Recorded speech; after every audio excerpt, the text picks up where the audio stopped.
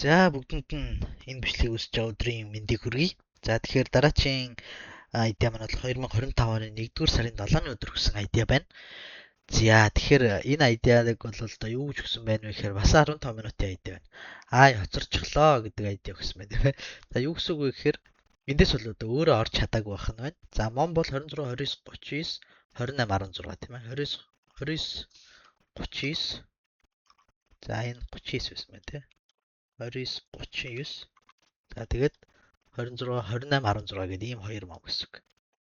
За дээдлэх нь мом нь бол энэ доотлох нь бол энд байна гэсэн үг. За тэгэхээр энэ дээр харж байгаачлан доотлын момоор авахд бол хүрээгүй. Гэхдээ аль нь ч зүг байж болох учраас дээдлэх нь момоор авахд хүрсэн байвал тэгээд энэ хөдөлгөөн дээшээгээ үргэлжлүүлээд импульс хөдөлгөөн явуучих магадaltaй гэсэн үг.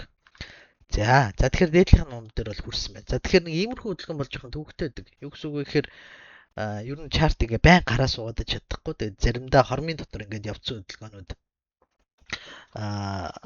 гараад ирэхэд бол бид нар орж амжаагүй байх тохиолдол байдаг.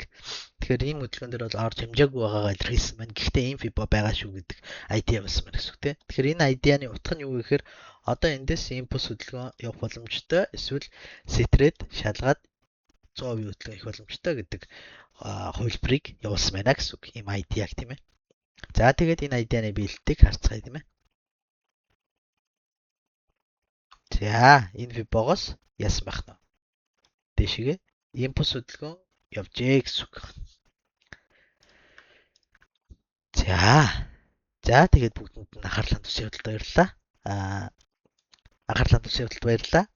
Дараагийн дугаараараа уулзцаая.